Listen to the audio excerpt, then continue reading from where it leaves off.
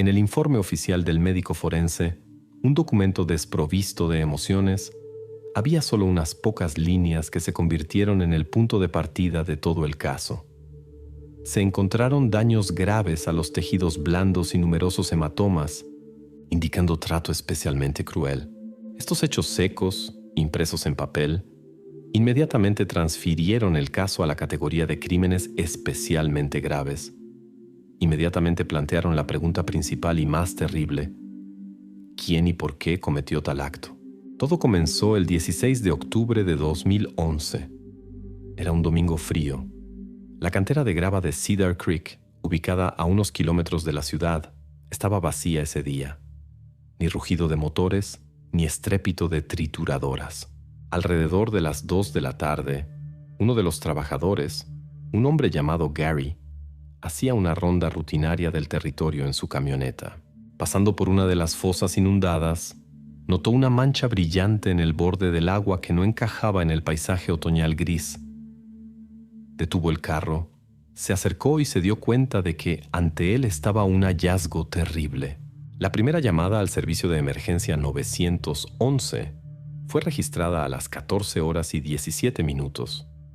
Una patrulla salió inmediatamente al lugar, seguida por el grupo de investigación. El territorio de la cantera fue aislado. El examen inicial se realizó en condiciones difíciles. Los restos estaban parcialmente en el agua helada y el área abierta estaba expuesta al viento, lo que podría eliminar pistas potenciales. Los investigadores inmediatamente notaron que Clara no llevaba ropa superior, y las múltiples heridas apuntaban directamente al hecho de que su vida fue interrumpida de manera forzada. Ninguna pertenencia personal, ni bolso, ni teléfono, ni documentos, fue encontrada en un radio de varias decenas de metros. La policía no tenía una sola pista inmediata que pudiera arrojar luz sobre la identidad de la víctima. Solo por la noche, después de que el hallazgo fue llevado a la morgue y se recolectaron las huellas dactilares, el caso salió del punto muerto. La base de datos devolvió una coincidencia. La víctima era Clara Bates, una joven residente de Cedar Creek. Según los registros policiales, sus padres presentaron un reporte de desaparición el viernes por la noche, 14 de octubre. Ella no había regresado a casa de la escuela. Ahora el caso de desaparición fue automáticamente reclasificado como una investigación. La pregunta, ¿quién es esta?, fue respondida, pero ante las heridas crueles descritas en el informe, ahora surgía una nueva pregunta, mucho más aterradora. ¿Qué exactamente le pasó a Clara en estos 2 días, mientras toda la ciudad la buscaba? Para entender qué salió mal en estos 2 días, primero hay que ver cómo era la vida de Clara antes de ellos. En una de las últimas fotos familiares, tomada solo un mes antes de los eventos, ella está entre los padres abrazando al hermano menor. Una sonrisa ligeramente tímida, cabello rubio largo, una joven común en jeans y sudadera. En el protocolo del primer interrogatorio, su padre, Mark Bates, dirá a los investigadores una frase simple que mejor la describía. Ella era nuestra luz, una persona tranquila, hogareña. Esta imagen de una persona viva y amada creaba un contraste monstruoso con aquel hallazgo terrible en la cantera fría. Clara Bates era estudiante de 8º grado de la escuela secundaria de Cedar Creek. Vivía con los padres, Mark y Susan, y el hermano de 7 años, Tom, en una pequeña casa de 2 pisos en las afueras de la ciudad. Su vida, según testimonios de la familia y amigos, era absolutamente predecible y medida. Por la mañana el padre la llevaba hasta la escuela. Después de clases regresaba a casa a pie por la misma ruta, un sendero corto en el bosque que acortaba el camino a su barrio. Las amigas la describían como un poco tímida, pero bondadosa. Le gustaba dibujar y pasaba mucho tiempo en casa, ayudando a la madre con el hermano menor. En los materiales del caso está el testimonio de su mejor amiga, Sara, que se sentaba con ella en el mismo pupitre. El viernes todo estaba como siempre, decía Sara. Conversamos en el recreo, discutimos la tarea de historia. Clara dijo que necesitaba llegar a casa más rápido porque prometió a la madre ayudar con la cena. Nada extraño. No parecía preocupada. Su madre, Susan Bates, confirmó esto en el interrogatorio. Ella era muy responsable. Si decía que vendría, entonces venía. Ese día debía regresar hasta las 4 horas como máximo. El día de su desaparición, el viernes 14 de octubre, Clara Bates actuó estrictamente según su rutina habitual. Estuvo en la escuela. Salió después de la última clase alrededor de las 15 horas y 15 minutos y, como siempre, se dirigió al sendero del bosque.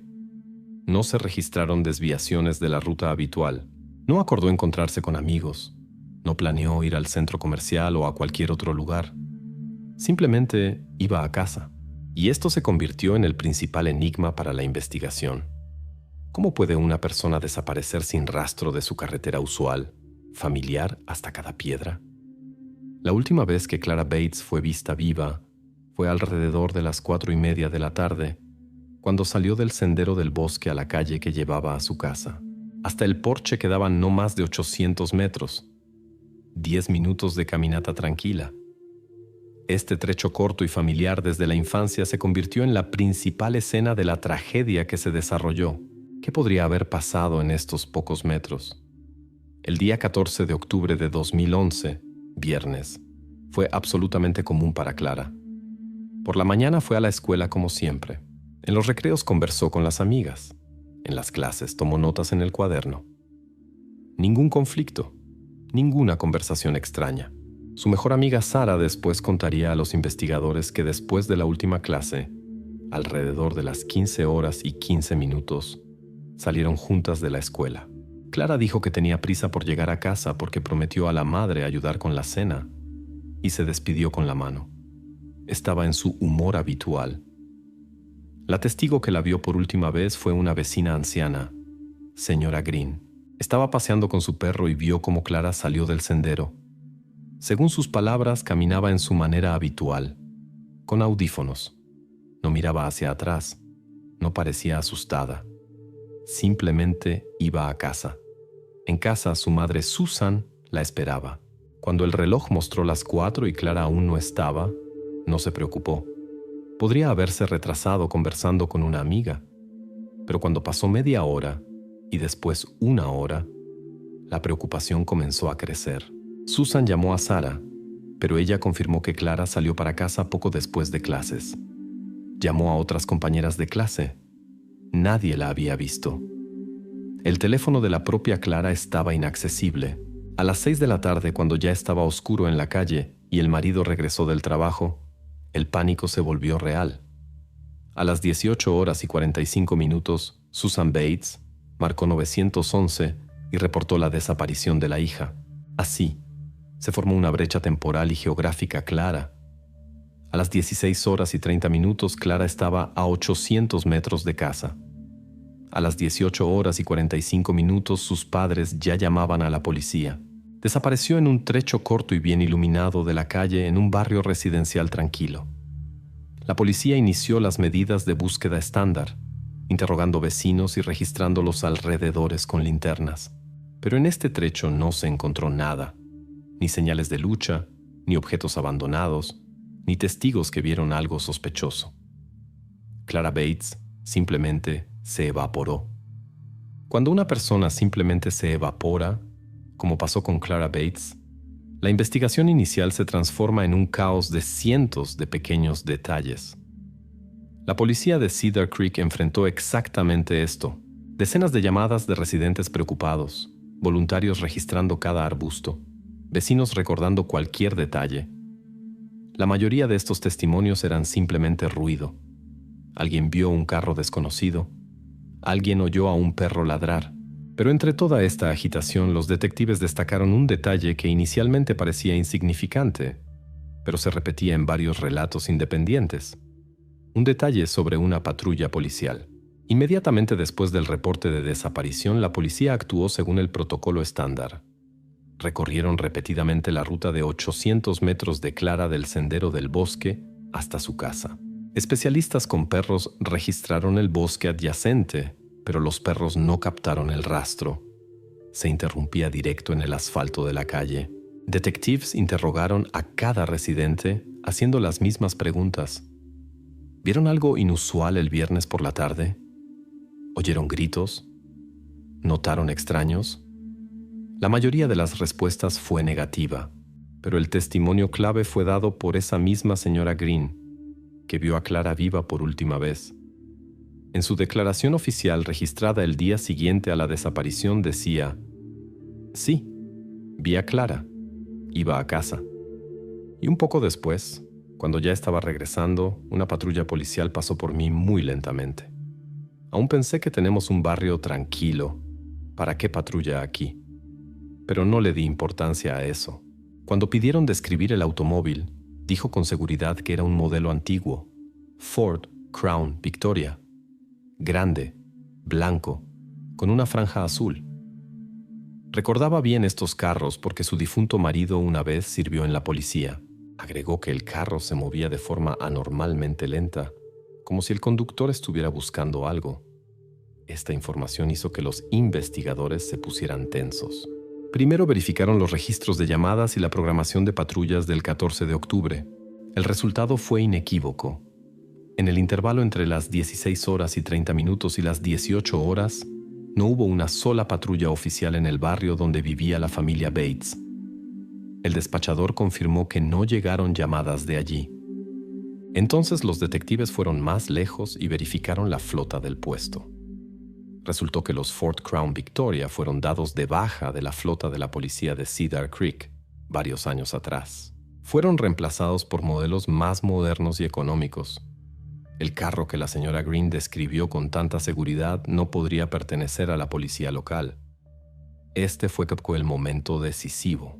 El testimonio sobre el vehículo policial dejó de ser simplemente ruido de fondo y se transformó en la primera pista seria. Si no era una patrulla oficial, significaba que alguien intencionalmente imitaba a un representante de la autoridad. La versión sobre captura casual pasó a segundo plano. Ahora la investigación consideraba un escenario mucho más aterrador. En su ciudad tranquila actuaba una persona que usaba el símbolo de confianza y seguridad, un vehículo policial, como herramienta para cazar. La investigación cambió de rumbo. Ahora buscaban no simplemente a un criminal, buscaban a un falso policía. Mientras un grupo de investigadores intentaba encontrar rastros del vehículo policial inexistente, elaborando listas de coches dados de baja, otro se ocupaba de trabajo más prosaico, verificación de todos los que podrían tener cualquier motivo u oportunidad. Y muy rápidamente en el caso apareció la primera persona de interés oficial para la investigación. Fue Ryan, de 17 años, un joven local bien conocido por la policía. Para los detectives este era un escenario familiar y comprensible. Cuando ocurre una desgracia, primero verifican a aquellos que ya han caído en el campo de visión de la ley. El expediente de Ryan no estaba vacío. Ya tenía varias detenciones por pequeño vandalismo, hurto en tienda y participación en peleas. No era un criminal empedernido, más bien una persona problemática de familia desestructurada que intentaba afirmarse de la única manera accesible para él. Frecuentemente faltaba a clase, y según varias compañeras de clase de Clara, junto con sus amigos le gustaba pasar tiempo justamente en aquel sendero del bosque donde ella desapareció. Para ellos, era un lugar escondido de los ojos de los adultos. El momento clave que hizo que la policía le prestara atención especial fueron los testimonios de varios jóvenes. Contaron que aproximadamente una semana antes de la desaparición de Clara, Ryan tuvo un conflicto con un grupo de estudiantes más jóvenes, entre los cuales estaban conocidos de Clara. La discusión fue alta, con insultos y amenazas. Ryan se comportó muy agresivamente. Aunque la propia Clara no participó en aquel conflicto, fue testigo de él. Esto fue suficiente para llamar a Ryan a interrogatorio. La primera conversación con los investigadores fue tensa.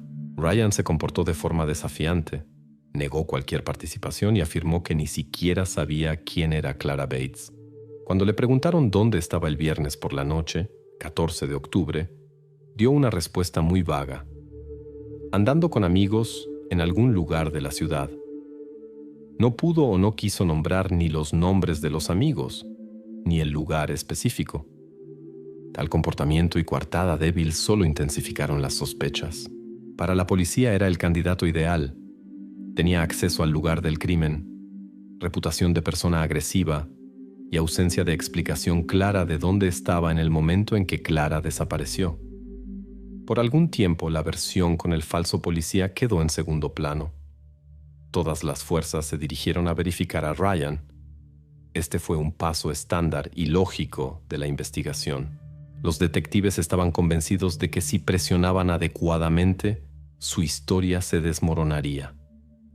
Ahora la tarea principal era romper su coartada y probar que esa noche no estaba en algún lugar de la ciudad, sino en aquel sendero. Mientras todas las fuerzas de la investigación se dirigieron a romper la coartada de Ryan, paralelamente ocurrieron dos eventos que deberían cambiar completamente el rumbo del caso. El primero, después de varios interrogatorios tensos, Ryan finalmente proporcionó una coartada clara. El segundo, el 20 de octubre, llegó a la mesa del detective principal el informe completo del forense. Y en este informe, entre términos médicos secos, se escondía una pista que inicialmente parecía insignificante: algunas fibras azules extrañas. La verificación de Ryan fue difícil. Continuó comportándose de forma insolente, pero los investigadores veían que detrás de su bravuconería se escondía miedo. En el tercer interrogatorio, cuando le dijeron directamente que era el principal sospechoso en el caso, se quebró. El joven dejó de dar vueltas y finalmente contó dónde estaba esa noche. Según sus palabras, él y un amigo tomaron el coche viejo del padrastro y fueron a una ciudad vecina, ubicada a 60 kilómetros de Cedar Creek. El objetivo del viaje era prosaico: comprar cigarrillos baratos en una estación conocida por sus precios bajos. Nombró al amigo y el horario aproximado cuando estuvieron allí. La historia sonaba plausible, pero requería verificación cuidadosa. Al mismo tiempo, el laboratorio de criminalística terminó su trabajo. El informe confirmó las conclusiones preliminares. La causa del final de Clara fue asfixia. Pero lo más importante estaba en la sección sobre micropistas. En su ropa, principalmente en el cuello de la chaqueta y en los pantalones vaqueros, los especialistas descubrieron varias fibras azul oscuro. El análisis mostró que era un tejido sintético grueso, no parecido ni a material de ropa, ni a tapicería automotriz estándar. Las fibras eran cortas y rígidas, como de un uniforme de trabajo viejo o algún remiendo artesanal. Este detalle fue registrado en el caso, pero aún no tenía contexto alguno. El desenlace llegó rápidamente. Los detectives enviados para verificar la coartada de Ryan regresaron con noticias. La estación en la ciudad vecina realmente estaba equipada con cámaras de vigilancia, y en la grabación del 14 de octubre, con marca de tiempo de 16 horas y 45 minutos, era claramente visible cómo Ryan y su amigo estaban en la caja comprando cigarrillos. El horario coincidía con el momento de la desaparición de Clara, con margen de error de algunos minutos. Físicamente no podría estar en dos lugares al mismo tiempo. La coartada era de hierro. Ryan fue inmediatamente excluido del círculo de sospechosos. Y en este momento la investigación llegó a un callejón sin salida. El sospechoso más obvio y lógico se reveló inocente. La policía se quedó sin nada, o mejor dicho, con dos pistas extrañas, no conectadas entre sí. Testimonios sobre un vehículo policial antiguo que no debería estar en la ciudad y un puñado de fibras azules enigmáticas. El caso, que por un momento pareció casi resuelto, nuevamente se transformó en un acertijo sin una sola pista. Cuando la investigación llega a un callejón sin salida, la policía tiene solo un camino: lento, exhaustivo y frecuentemente ingrato. La versión con Ryan, que parecía tan prometedora, se desmoronó después de verificar la coartada. Los detectives nuevamente se encontraron en el punto inicial, teniendo en las manos solo dos pistas extrañas, no conectadas entre sí. Testimonios sobre un vehículo policial antiguo y un puñado de fibras azules enigmáticas. Y entonces, en una de las reuniones matutinas, en una atmósfera de desesperación casi palpable, el jefe del grupo investigativo tomó una decisión que muchos consideraron un gesto de desesperación. Decidieron verificar a cada propietario de automóvil policial dado de baja Ford Crown Victoria en el territorio de toda la provincia de Alberta e incluso en las regiones vecinas. Era como buscar una aguja específica no en un pajar, sino en cientos de pajares esparcidos por miles de kilómetros cuadrados de las praderas canadienses. Comenzó una operación policial a gran escala que se parecía más a trabajo de archivistas que a investigación. Varios detectives fueron retirados de otros casos y dirigidos a elaborar listas, y aquí enfrentaron el primer problema serio. En 2011, no existía simplemente una base de datos electrónica unificada sobre tales automóviles. La información estaba fragmentada. Parte estaba almacenada en el Departamento de Transporte de Alberta, parte en los archivos de casas de subasta que se ocupaban de la venta de propiedad estatal. Datos sobre coches vendidos a otras provincias tenían que ser solicitados por separado, y cada tal solicitud llevaba días, a veces semanas. Uno de los investigadores después recordó cómo pasó un día entero en el teléfono con un colega de Saskatchewan, intentando rastrear un coche que, como se reveló, ya hacía 5 años había sido desmantelado para piezas. Pero según los documentos aún constaba como en funcionamiento. Después de 3 semanas de trabajo titánico, finalmente tuvieron una lista inicial. En ella había 247 automóviles registrados en Alberta y más 89 en las vecinas Columbia Británica y Saskatchewan. Cada nombre, cada dirección en esta lista necesitaba ser verificada personalmente. Y entonces comenzó la segunda fase, aún más exhaustiva: trabajo de campo. Los detectives se dividieron en grupos y comenzaron metódicamente a visitar a los propietarios. Fueron a grandes ciudades como Calgary y Edmonton, a pequeñas colonias de granjeros donde todos se conocen, a casas distantes en medio de campos infinitos.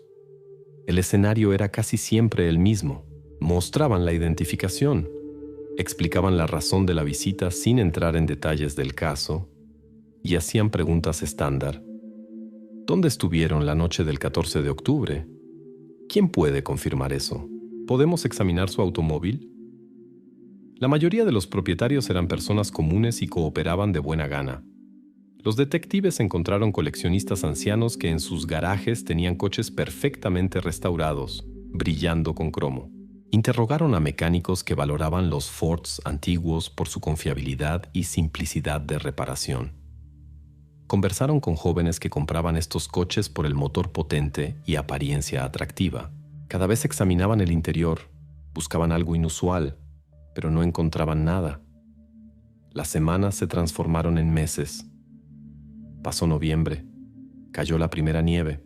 En las ventanas de las casas comenzaron a aparecer guirnaldas de Navidad. Un recordatorio amargo para los investigadores sobre la familia Bates, para quienes esta fiesta nunca más sería la misma. La lista lentamente disminuía, pero el caso no salía del punto muerto. La esperanza de resultado rápido se apagaba, siendo reemplazada por desesperación silenciosa. Parecía que simplemente revolvían papeles y gastaban tiempo en vano, mientras el verdadero criminal en algún lugar ahí fuera, en libertad, continuaba viviendo su vida común.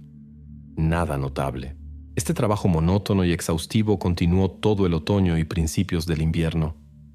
Cientos de horas gastadas en llamadas y viajes, miles de kilómetros recorridos en las ruedas de los vehículos policiales. Y todo este tiempo parecía que la investigación no se movía del punto muerto. Pero en enero de 2012, después de filtrar a todos los que tenían coartadas de hierro o cuyos coches no encajaban en la descripción, la enorme lista de cientos de nombres finalmente se redujo a 15 personas viviendo en un radio de 300 kilómetros de Cedar Creek. Esta era la última selección más concentrada. Propietario número 1. Granjero que ese día estaba en una subasta de ganado, confirmado por decenas de testigos. Propietario número 2. Joven estudiante. Su coche estaba en reparación, confirmado por documentos del taller. Propietario número 3. Número 4. Número 5. Las verificaciones seguían una tras otra, y cada una terminaba en nada. Y entonces llegó el turno del número 7 en esta lista: Arthur Hale. El proceso de filtrado fue lógico. pero laborioso. Los investigadores decidieron concentrarse en la geografía. Dibujaron en el mapa un círculo de radio de 300 kilómetros con centro en Cedar Creek. Esta era la distancia máxima que el criminal podría recorrer en algunas horas sin despertar sospechas. Todos los que vivían más lejos fueron temporalmente puestos de lado. Así la lista se redujo a 15 nombres. Ahora no era necesario viajar por toda la provincia. Comenzó la fase final, más cuidadosa de verificación. Los detectives nuevamente salieron de viaje, pero esta vez sus visitas fueron más detalladas. No simplemente hacían preguntas, examinaban cuidadosamente los coches, buscaban cualquier discrepancia, cualquier extrañeza. Las primeras visitas no trajeron nada. Uno de los propietarios resultó ser camionero, y el tacógrafo de su camión mostró que el 14 de octubre estaba a 1000 kilómetros de Cedar Creek. Otro, hombre mayor que casi no salía de casa después de perder a su esposa. Sus vecinos confirmaron que su viejo Ford hacía semanas que no salía del garaje.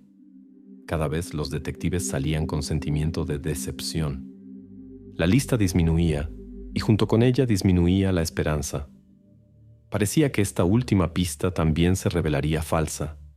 Y entonces, el 5 de febrero de 2012, llegó el turno de Arthur Hale.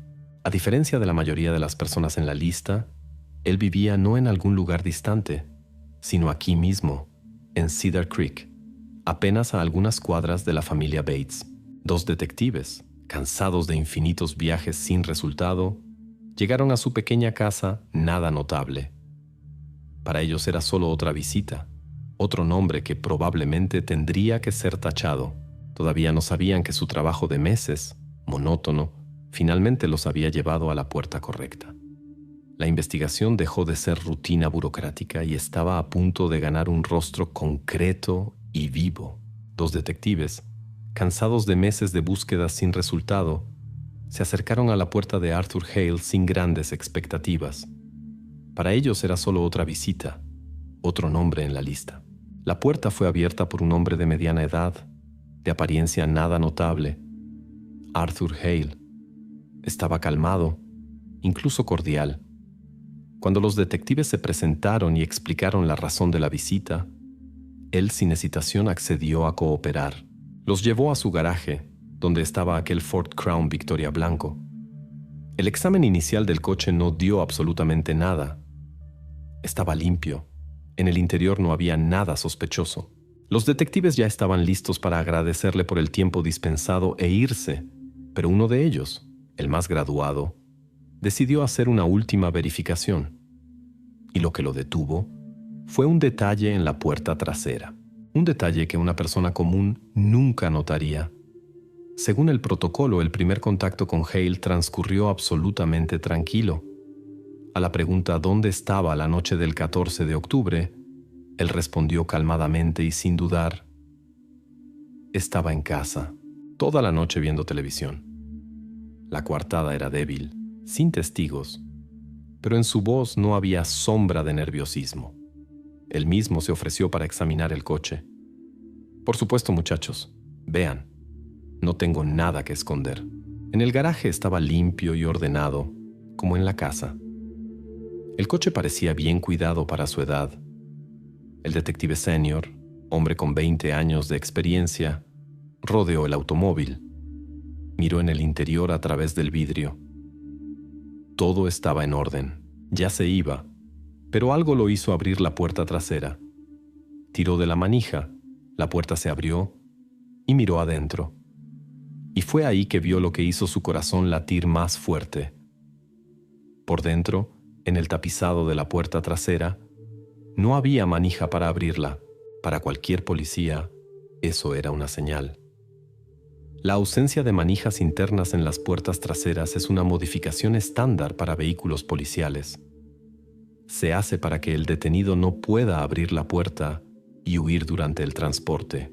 El detective, tratando de no demostrar su agitación, preguntó casualmente: ¿y dónde están las manijas en las puertas traseras?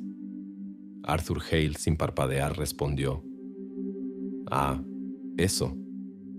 Creo que es una característica de fábrica para este modelo. Lo compré así en una subasta. Lo decía con tanta seguridad que un policía menos experimentado podría haberle creído. Pero el detective sabía que era mentira. Mentira absoluta y descarada. Por ley, en la venta de automóviles policiales dados de baja para civiles, todas las modificaciones especiales deben ser eliminadas. La instalación de manijas internas en las puertas traseras era requisito obligatorio de seguridad. La explicación de Hale no era simplemente implausible, era imposible. Este único detalle, esta pequeña mentira, instantáneamente transformó a Arthur Hale de uno de la lista en el principal y único sospechoso. Los detectives educadamente agradecieron su cooperación, entraron en su coche y se alejaron de la casa. Su próxima parada no fue la comisaría, sino el tribunal. La mentira de Hale se convirtió en aquella base irrefutable necesaria para obtener orden de búsqueda completa y minuciosa de su automóvil y casa. Obteniendo la orden, los detectives actuaron rápidamente. No querían dar a Arthur Hale una sola oportunidad de esconder o destruir evidencias. Ya en algunas horas llegó a su casa no un vehículo policial, sino un convoy entero. Varios automóviles con detectives y una camioneta del laboratorio de criminalística. Cuando presentaron a Hale la orden de búsqueda, su calma externa por primera vez se agrietó. En su rostro pasó sorpresa mezclada con miedo, pero rápidamente se controló y silenciosamente se apartó, dejando entrar a los policías a la casa. La búsqueda comenzó simultáneamente en la casa y en el garaje, y casi inmediatamente los investigadores comenzaron a encontrar cosas que confirmaban sus peores temores. En el armario del dormitorio, cuidadosamente colgado en la percha, estaba un uniforme azul oscuro, muy parecido al policial. Y en una caja en el ático había una sirena removible azul, exactamente igual a las que usan vehículos policiales sin señales de identificación. Esta era prueba directa de que habían encontrado al imitador. Pero esto aún no probaba su conexión con Clara Bates. La atención principal de los criminalistas estaba concentrada en el automóvil. El Ford Crown Victoria blanco fue llevado a la camioneta del laboratorio para examen completo y minucioso. Los especialistas comenzaron metódicamente a trabajar, centímetro por centímetro estudiando cada rincón del coche. Usaron lámparas especiales para buscar vestigios biológicos. Recolectaron muestras del tapizado, volante, pedales. Externamente el coche aún parecía limpio. Pero cuando uno de los criminalistas comenzó a examinar el asiento trasero, encontró un detalle que inmediatamente llamó su atención. En el tapizado de vinilo justo en el centro se veía un pequeño vestigio quemado, como de cigarrillo. Y este vestigio estaba cubierto por un remiendo artesanal. Era un pedazo groseramente cortado de algún tejido denso, cosido con puntos irregulares y apresurados. El tejido era azul oscuro. Mientras un grupo trabajaba con el coche, otro continuaba la búsqueda en la casa. Además del uniforme y la sirena, encontraron otras cosas interesantes. En el cajón de la mesa había un escáner policial antiguo sintonizado en la frecuencia del puesto local. En la computadora de Hale, en el historial del navegador, fueron encontradas búsquedas sobre venta de equipo policial dado de baja. Todo esto se encajaba en una imagen única. Arthur Hale estaba obsesionado con la idea de poder y órganos de seguridad. No simplemente compró un coche antiguo, intencionalmente creaba para sí la imagen de policía, coleccionando atributos y equipos. Jugaba a ser policía. Y por lo visto, en algún momento este juego fue demasiado lejos. Pero todo esto eran evidencias indirectas. Probaban que Hale era una persona extraña y potencialmente peligrosa. Pero para acusación esto no era suficiente. Era necesaria una conexión directa e irrefutable con la víctima. Y esta conexión fue encontrada. Cuando el criminalista que examinaba el coche reportó sobre el remiendo encontrado, el detective principal inmediatamente solicitó el informe del médico forense. Abrió la página con descripción de micropistas y leyó atentamente las líneas. Encontradas microfibras de tejido sintético grueso, color azul oscuro, no tapizado automotriz estándar.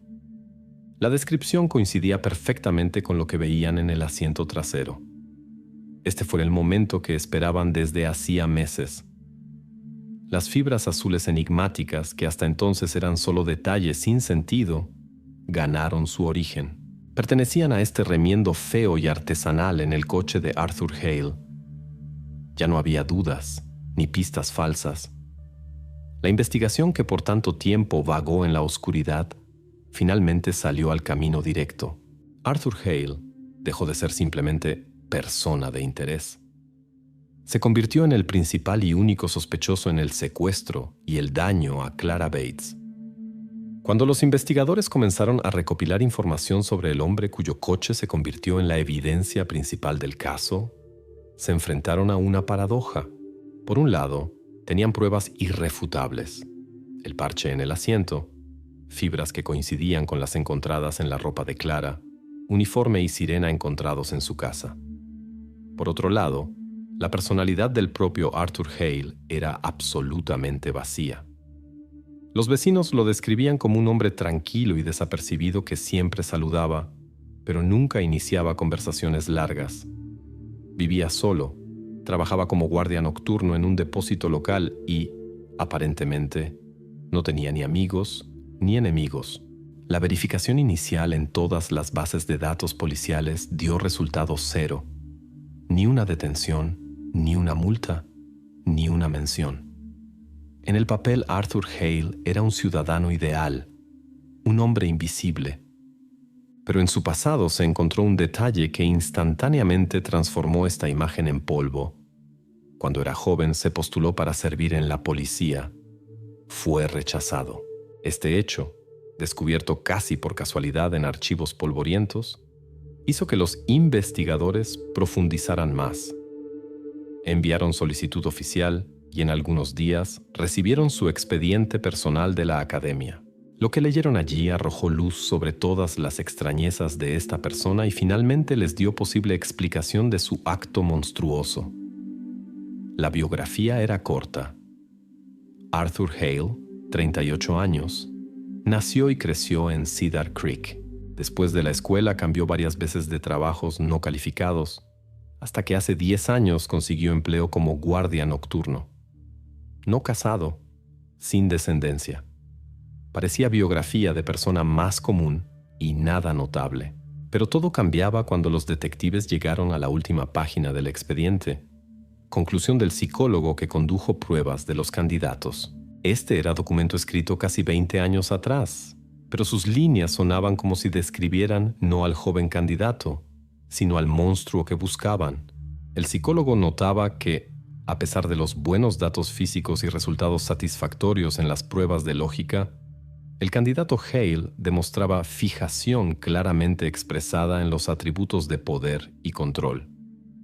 Durante la entrevista no hablaba sobre deseo de ayudar a personas o proteger la ley, sino sobre cómo es importante ser respetado y temido. Describía con entusiasmo el uniforme, el patrullero, el derecho de usar fuerza. El psicólogo escribió: el candidato ve en el servicio policial no servicio a la sociedad, sino posibilidad de legalmente dominar a otros. Más adelante, era peor. En el informe fueron presentados resultados de prueba de personalidad que reveló en Hale bajo nivel de empatía y dificultades con reconocimiento de estados emocionales de otras personas. A preguntas sobre situaciones hipotéticas que requerían compasión, daba respuestas frías y distantes, más parecidas a análisis de problema que a reacción humana. La conclusión final del psicólogo fue categórica y no dejaba dudas. Recomendación: negar admisión al servicio.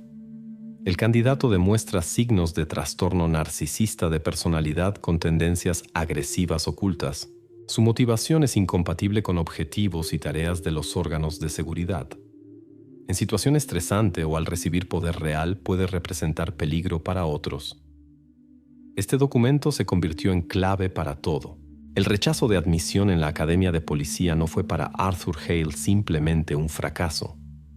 Fue el colapso de toda su vida, la humillación principal que determinó todo su destino posterior. No simplemente le negaron el trabajo de sus sueños, oficialmente declararon que era psicológicamente inadecuado, que su esencia interna era viciosa y peligrosa, y entonces, no pudiendo obtener poder por vía legal, decidió crearlo para sí mismo. Su vida tranquila y desapercibida era solo disfraz. Por la noche, cuando la ciudad dormía, se ponía el uniforme comprado, entraba en su patrullero dado de baja y salía a las calles. No simplemente jugaba a ser policía, se convertía en uno. En esta vida secreta era fuerte, significativo y todopoderoso. Era aquello que le fue prohibido ser. Y en una noche terrible de octubre su fantasía perversa se chocó con la realidad, cuando vio en una calle oscura a Clara sola. Cuando Arthur Hale fue llevado a la sala de interrogatorios, parecía como si hubiera venido a una conferencia aburrida y no a un encuentro que determinaría toda su vida futura. Se sentó en la silla, puso las manos en la mesa y pasó la mirada por las paredes desnudas, 2 detectives y espejo unidireccional. En su postura no había ni gota de tensión. Cuando uno de los investigadores puso en la mesa la carpeta con su expediente y comenzó la conversación, Hale lo interrumpió sonriendo levemente. Si es todo por el coche y uniforme, puedo explicar todo. Soy coleccionista. Es solo afición. Esta frase, pronunciada en tono calmado, casi indiferente, se convirtió en la primera línea de su defensa. Intentaba presentar todas las evidencias recopiladas por la policía durante largos meses como simple malentendido, resultado de pasatiempo inofensivo. Pero los detectives que lo miraban ya sabían que detrás de esta fachada se escondía algo mucho más sombrío. El interrogatorio comenzó metódicamente y calmadamente. Los investigadores no presionaban. Simplemente hacían preguntas permitiendo que Hale construyera su propia mentira. La transcripción de esta conversación de varias horas es ejemplo clásico de confrontación entre cálculo frío y presión creciente. Arthur, comencemos con el coche, dijo el detective senior. Compraste un Ford policial dado de baja. ¿Por qué? Siempre me gustaron estos coches, respondió Hale encogiéndose de hombros. Grandes, confiables, clásicos. Compré en una subasta de propiedad estatal hace algunos años, completamente legal. ¿Y el uniforme? ¿Y la sirena? Son para fiestas. Halloween, eventos temáticos. Me vestí algunas veces. Fue divertido. La sirena nunca la usé ni una vez, solo está guardada. Entiendan, es como vestuario, parte de la colección. Hablaba de esto como si se tratara de colección de sellos o tapas de cerveza. Cada evidencia apuntando a su vida secreta recibía explicación simple y cotidiana. Intentaba normalizar sus intereses extraños, presentarlos como algo común. Los detectives pacientemente escuchaban, asentían, tomaban notas. Entonces pasaron al principal. Hablemos sobre el asiento trasero de tu coche, Arthur. Nuestros especialistas descubrieron allí un parche. Ah, eso. Hale ni cambió de expresión. Fumo en el coche. Hace algunos meses dejé caer accidentalmente un cigarrillo, quemé el tapizado. Para que el agujero no se hiciera más grande, tuve que remendarlo. Tomé el primer pedazo de tela que encontré en el cajón de trapos en el garaje. Cosa normal. ¿Y qué tela era esa? No tengo idea. Alguna chaqueta de trabajo vieja, creo. Azul oscuro. Admitió esto tan fácilmente que por un momento podría parecer que realmente no veía nada especial en eso. Él mismo, con sus palabras, confirmó el origen de la tela. Ahora los investigadores necesitaban conectar esta tela con Clara Bates. Arthur, ¿dónde estabas la noche del viernes 14 de octubre del año pasado? Fue ahí cuando su comportamiento tuvo el primer cambio casi imperceptible. Su mirada por fracción de segundo se congeló. Se demoró un poco más de lo normal para elegir las palabras. No recuerdo. Fue hace casi 5 meses. Probablemente en casa. Suelo pasar las noches en casa viendo televisión. ¿Estás seguro? ¿Tal vez saliste? ¿Al centro comercial? ¿A la gasolinera? No, no creo. Vivo solo. Tengo vida tranquila. Noche de viernes no es diferente de noche de martes. Estaba en casa. Asumió defensa cerrada. Su no recuerdo era el mismo escudo que es solo afición. Entendía que sin testigos era imposible probar dónde estaba esa noche. Los detectives gastaron la hora siguiente intentando romper esta muralla. Hacían preguntas sobre su rutina diaria. sobre hábitos, sobre rutas que solía hacer. Respondía monosilábicamente, no dando información nueva. Entonces cambiaron de táctica. Uno de los detectives salió y volvió con una fotografía. Silenciosamente la puso en la mesa delante de Hale. Era un retrato escolar de Clara Bates, una persona sonriente de cabello rubio. ¿Sabes quién es esta? Hale miró rápidamente la foto y nuevamente levantó los ojos hacia el detective. Vi su foto en las noticias. Esa persona que encontraron en la cantera. Historia terrible. En su voz no había compasión ni pena, solo constatación de hecho. Arthur, las fibras del parche en tu coche coinciden completamente, 100%, con las fibras encontradas en la ropa de esta persona. La sala quedó en silencio. Los detectives miraban a Hale esperando reacción. Shock, ira, miedo. Pero no vieron nada. Se quedó algunos segundos en silencio, mirando a un punto, y entonces, lenta, casi perezosamente respondió: ¿Es algún malentendido? ¿Coincidencia? No sé cómo pudo pasar esto. Nunca vi a esta persona en mi vida. No tengo nada que ver con esto. El interrogatorio continuó por algunas horas más, pero sin resultado. Arthur Hale negaba todo. Había construido un muro de explicaciones plausibles y lagunas de memoria, y no lograban romperlo. La investigación tenía el carro, tenía el uniforme, tenía el parche y tenía coincidencia de fibras. Pero eran evidencias indirectas, palabras de Hale contra conclusiones de los criminalistas. Para presentar el caso en el tribunal, necesitaban algo más. Necesitaban prueba directa e irrefutable que ligara a Arthur Hale para siempre, no simplemente a su carro, sino a la propia Clara Bates. Mientras Arthur Hale estaba en la celda de prisión preventiva, continuando negando silenciosamente su culpa, en el laboratorio de criminalística el trabajo hervía. Muestras del tejido azul oscuro del parche de su carro y microfibras tomadas de la ropa de Clara Bates fueron enviadas para análisis comparativo profundo. Los investigadores esperaban esta conclusión con enorme impaciencia. Simple coincidencia visual no era suficiente para el tribunal. Necesitaban confirmación científica, 100%. En algunos días llegó a la mesa del detective principal el primer informe. La conclusión del especialista en fibras fue corta e inequívoca. Las muestras presentadas demuestran coincidencia estructural y química completa. Esta fue la primera victoria seria. Pero no era todo. Paralelamente al análisis de fibras, otro equipo de criminalistas continuaba desarmando el Ford de Arthur Hale. Buscaban lo que podría haber escapado en el examen inicial, vestigios invisibles que podrían ligar para siempre este carro a Clara. Atención especial fue dada al asiento trasero. Removieron todo el tapizado de vinilo, incluyendo aquel parche artesanal. Cada centímetro de material fue tratado con reactivos químicos especiales que hacen brillar en la luz ultravioleta hasta las partículas biológicas más pequeñas, vestigios de sangre, saliva, piel. Inicialmente las búsquedas no daban resultados. El asiento parecía limpio, pero cuando el especialista comenzó a tratar el relleno de espuma bajo el lugar donde estaba el parche, vio un brillo débil, casi imperceptible. Esta era aquella pista que todos esperaban. Muestras de este material biológico fueron inmediatamente enviadas para análisis de ADN. El procedimiento requería tiempo, y para el grupo investigativo comenzaron los días más torturantes de espera. Tenían casi todo: motivo, oportunidad, evidencias indirectas. Pero sin confirmación de ADN, el caso aún podría desmoronarse en el tribunal.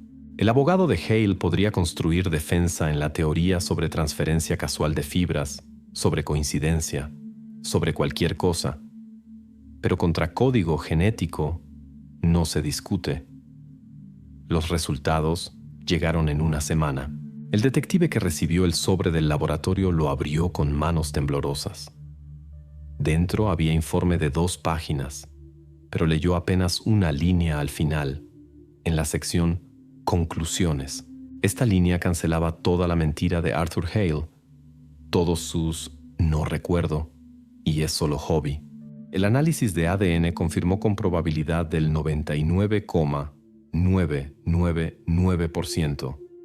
El material biológico encontrado en el asiento trasero del automóvil pertenecía a Clara Bates. Esta era prueba irrefutable. Ya no era necesario construir teorías y suposiciones. Tenían hecho científico. Clara Bates estuvo en el carro de Arthur Hale. Su ADN fue encontrado profundamente en la espuma del asiento, lo que hablaba de contacto prolongado y posiblemente forzado. El muro de silencio que Hale construyó alrededor de sí se desmoronó en un momento. Ahora sus palabras no tenían significado alguno. Contra él no era simplemente coincidencia de fibras, sino impresión genética de su víctima. La investigación estaba terminada. Comenzaba el camino hacia la justicia. Arthur Hale fue nuevamente llevado a esa misma sala de interrogatorios. El mismo ambiente impersonal, la misma mesa de acero, los mismos dos detectives sentados enfrente. Pero esta vez, la atmósfera era completamente diferente. Desapareció hasta la apariencia de conversación educada. En el aire flotaba tensión pesada, casi palpable. Hale se sentó en su lugar manteniendo máscara de indiferencia, pero sus ojos corrían por la sala, evitando mirar directamente. Sentía que las reglas del juego habían cambiado. El detective senior silenciosamente tomó de la mesa una carpeta delgada y la colocó directamente frente a Arthur Hale. Era el informe de análisis de ADN. El detective no dijo palabra. Simplemente miraba a Hale, esperando. En la sala se estableció silencio absoluto, zumbante. Esta pausa duraba, parecía, eternidad. Y en este silencio se desmoronaba la última línea de defensa del hombre que por casi medio año engañó a la investigación. La escena del segundo interrogatorio fue corta, pero decisiva. Dieron tiempo a Hale para percibir lo que estaba ante él. Por algunos minutos simplemente miraba la portada de la carpeta con emblema del laboratorio de criminalística. No se decidía a abrirla. Sus manos, hasta entonces calmamente apoyadas en la mesa, se cerraron en puños. El detective, viendo su estado, rompió el silencio. Su voz era calma, pero no tenía ni gota de compasión. Este es dictamen de nuestros especialistas, Arthur. Encontramos vestigios biológicos en el asiento trasero de tu carro. Hicimos análisis. Es ADN de Clara Bates. Cada palabra caía en el silencio como piedra. El detective abrió la carpeta y la volteó hacia Hale, señalando con el dedo la línea destacada al final del documento. Hale bajó los ojos. No podía dejar de leer lo que estaba escrito allí. Probabilidad de coincidencia. 99,999%. No era acusación. No era teoría. Era hecho científico. El protocolo del interrogatorio registra lo que pasó a continuación con precisión desapasionada. Después de que comunicaron a Arthur Hale los resultados de la pericia, se calló, completamente.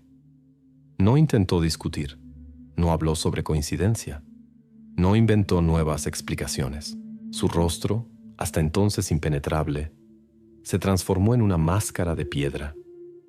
Simplemente miraba el informe y en sus ojos, según palabras de uno de los detectives, había vacío absoluto. No dijo palabra durante los 10 minutos siguientes. Los detectives no presionaron.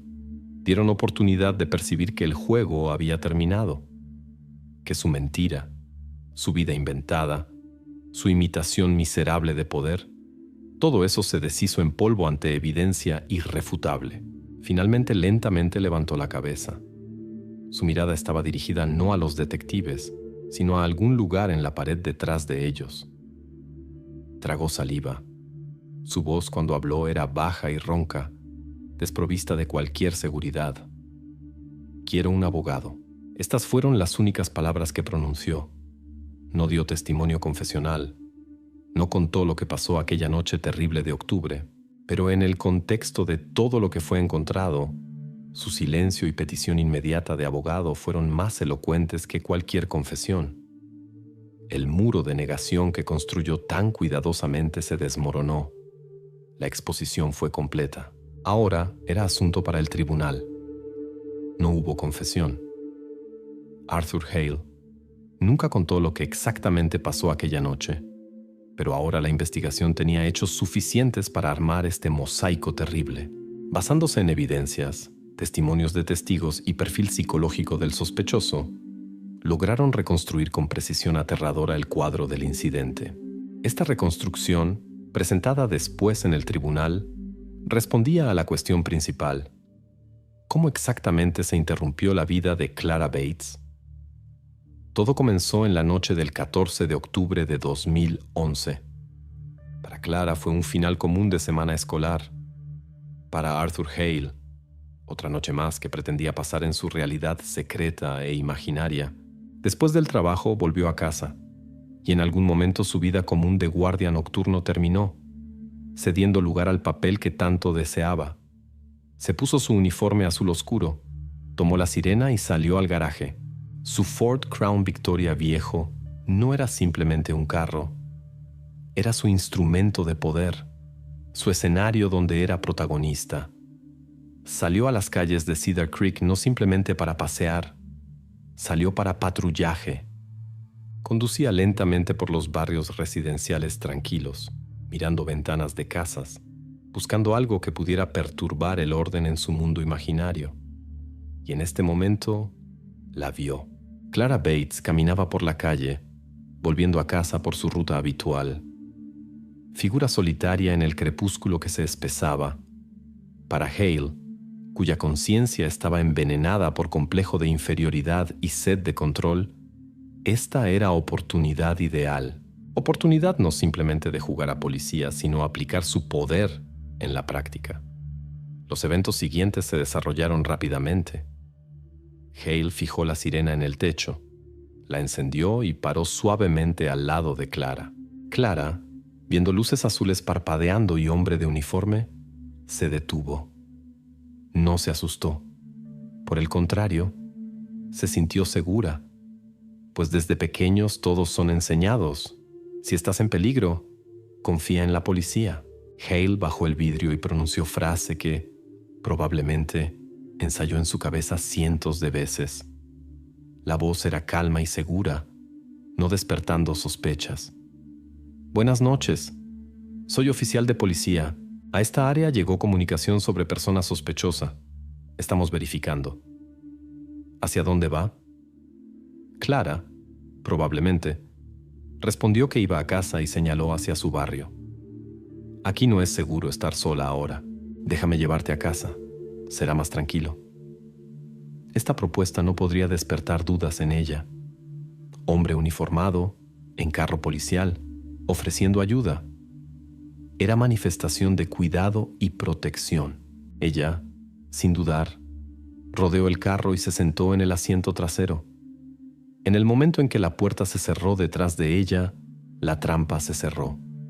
Ella aún no sabía que de este carro era imposible salir sin ayuda del conductor, que simplemente no había manijas en las puertas traseras.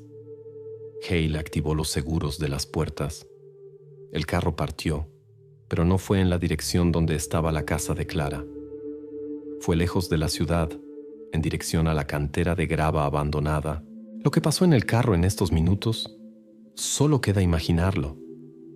Probablemente Clara inicialmente no entendió lo que estaba pasando, pero cuando se dio cuenta de que no la llevaban a casa, comenzó a entrar en pánico. Trató de abrir la puerta, pero en vano. En este momento, Arthur Hale, por primera vez en su vida, sintió aquello que tanto anhelaba: poder absoluto e ilimitado sobre otra persona. Clara, asustada e indefensa, encerrada en su carro, era completa oposición a él mismo. Débil, rechazado por el sistema, fracasado. La llevó a la cantera, lugar desierto y aislado, ideal para cometer el incidente. Allí, lejos de ojos ajenos, su fantasía perversa se volvió realidad. Lo que pasó después no fue simplemente ataque, fue acto de afirmación de su superioridad, compensación por todos los años de humillaciones. Él no era simplemente Arthur Hale, guardia nocturno. Era fuerza, poder, juez. Cuando todo terminó, Dejó los restos junto al agua, seguro de que todos los vestigios de su acción quedarían allí, en este lugar silencioso y olvidado por Dios. Se equivocó.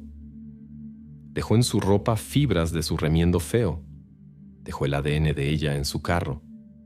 Dejó vestigios que, después de meses de trabajo minucioso, llevaron a la policía directo a su puerta. Así la investigación construyó cadena completa y lógica de eventos, desde el momento del secuestro hasta el lugar donde se hizo el hallazgo terrible. El proceso judicial contra Arthur Hale comenzó en mayo de 2013, casi un año y medio después del hallazgo terrible en la cantera. Durante este tiempo, el caso acumuló cientos de páginas de informes, pericias y protocolos. Pero en la sala del tribunal toda esta pila de papeles se reducía a una tarea principal para la acusación. Necesitaban probar la culpa de hombre que nunca pronunció una palabra de confesión. Deberían no simplemente presentar evidencias, sino conectarlas en una cadena inquebrantable que no dejara en los jurados ni sombra de duda. Necesitaban hacer que el responsable silencioso respondiera por sus acciones, basándose solo en hechos fríos y mudos. La sesión transcurrió en silencio opresivo. En el banco de los acusados estaba sentado Arthur Hale, el mismo hombre callado y desapercibido que ahora parecía aún más distante en una ropa carcelaria holgada. Casi no miraba a los jurados o a la familia Bates, sentada en la primera fila. Su mirada estaba dirigida a algún lugar en el vacío. El fiscal comenzó su discurso metódicamente, paso a paso construyendo ante los jurados el cuadro de lo ocurrido. Comenzó con el carro. En la pantalla grande mostraron fotografías del Ford Crown Victoria blanco. La testiga, señora Green, reconoció con seguridad el automóvil que vio esa noche. Especialistas explicaron a los jurados que la ausencia de manijas en las puertas traseras no es característica de fábrica, sino modificación especial que transforma automóvil común en trampa. Entonces el fiscal presentó uniforme y sirena encontrados en la casa de Hale. No eran simplemente objetos, eran instrumentos de engaño con ayuda de los cuales guardia nocturno se transformaba en representante de autoridad en quien es imposible no confiar. Luego la acusación pasó al motivo. En la sala del tribunal leyeron fragmentos de aquella conclusión psicológica de 20 años atrás. Palabras sobre agresión oculta y fijación en atributos de poder ahora sonaban no como advertencia, sino como profecía. El fiscal pintaba retrato de hombre cuya vida fue envenenada por complejo de inferioridad y sed de control que no logró realizar legalmente. Sus patrullajes nocturnos no eran pasatiempo inofensivo, sino forma de compensar su humillación, sentirse fuerte y significativo a costa del miedo de otros. La defensa trataba de objetar. El abogado de Hale insistía que interés por atributos policiales era solo pasatiempo extraño, pero no criminal. Afirmaba que no había pruebas directas de que Hale usó uniforme y sirena exactamente esa noche. Pero todos estos argumentos se desvanecieron cuando la acusación pasó a las principales evidencias. En la mesa frente a los jurados colocaron 2 paquetes sellados. En uno estaba pedazo de tapicería de vinilo con remiendo feo azul oscuro. En el otro, sudadera de Clara Bates. Criminalista llamado como especialista, bajo juramento confirmó: microfibras de la ropa y del remiendo eran idénticas.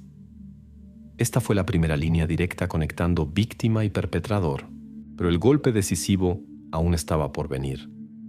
El fiscal llamó al próximo especialista en análisis de ADN. En silencio completo, él contó cómo en el relleno de espuma bajo el remiendo fueron descubiertos vestigios biológicos y cómo análisis de laboratorio con probabilidad del 99,999% confirmó que este ADN pertenecía a Clara Bates. En este momento en la sala del tribunal no quedó una persona que dudara de la culpa de Arthur Hale. Su mentira fue destruida por la ciencia. El abogado hasta el último trató de crear duda en los jurados. Decía: sí, posiblemente Clara estuvo en su carro. Pero ¿dónde están las pruebas de que fue él quien le causó daño?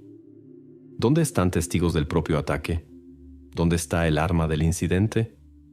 Trataba de presentar todo esto como cadena de coincidencias trágicas, pero ya era tarde. Los jurados se retiraron para deliberación. Estuvieron fuera solo algunas horas. Cuando volvieron a la sala, en sus rostros no había sombra de duda. El presidente del jurado se levantó y, mirando directamente a Arthur Hale, leyó el veredicto. Culpable de secuestro. Culpable de acciones que causaron daño de carácter grave. Culpable de acciones que llevaron al fallecimiento en primer grado con uso de engaño e imitación de representante de autoridad. Arthur Hale escuchó el veredicto sin una emoción, como si se refiriera a otra persona. La sentencia del juez fue final e irrevocable. Prisión perpetua sin derecho a libertad condicional. La justicia triunfó. Pero incluso después del juicio quedó una pregunta que nunca fue respondida. ¿Por cuánto tiempo Arthur Hale se ocupaba de sus patrullajes? Y había otras víctimas que, posiblemente, simplemente tuvieron más suerte que Clara. La sentencia puso punto oficial en el caso de Arthur Hale. La justicia, tanto como posible, triunfó. Pero incluso después de que el juez golpeó el martillo, una pregunta quedó en el aire, persiguiendo no solo investigadores, sino todos los habitantes de Cedar Creek. Pregunta a la cual Arthur Hale nunca respondió. ¿Clara Bates fue su primer y único objetivo? Hoy Arthur Hale cumple su prisión perpetua en una institución correccional de régimen severo. Durante todos estos años no dio una entrevista y no dijo palabra de arrepentimiento.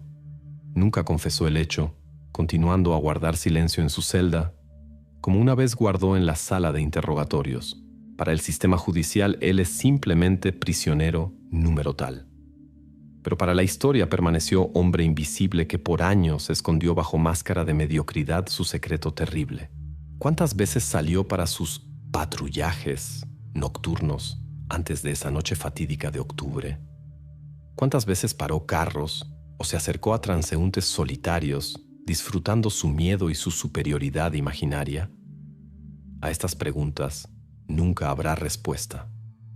La familia Bates no logró quedarse en Cedar Creek. La ciudad que una vez fue hogar para ellos se transformó en lugar donde cada esquina recordaba su pérdida irreparable. Poco después del juicio vendieron la casa y se fueron, tratando de encontrar lugar donde fuera posible comenzar a juntar los pedazos de su vida nuevamente. Su familia callada y feliz fue afectada por hombre que vivía solo algunas cuadras de ellos, pero esta tragedia tuvo una consecuencia de largo plazo. El caso de Arthur Hale se convirtió en precedente ruidoso que reveló laguna peligrosa en la ley. La historia sobre cómo guardia nocturno común logró sin dificultad reunir conjunto completo de equipamiento policial y usarlo para cometer el incidente causó amplia repercusión pública. Las autoridades de la provincia de Alberta fueron obligadas a reaccionar. Fueron iniciadas verificaciones. Y durante el año siguiente, las reglas de venta de automóviles policiales dados de baja y equipamientos para personas físicas fueron drásticamente endurecidas. Ahora cada tal negocio pasa por control riguroso, y todas las modificaciones especiales deben ser obligatoriamente desmontadas. La vida de Clara no podía más ser devuelta, pero su historia posiblemente salvó a alguien de destino semejante. Así terminó la historia del pozo silencioso del Arroyo de Cedro. El caso oficialmente cerrado, criminal tras las rejas, y en las leyes fueron hechas enmiendas.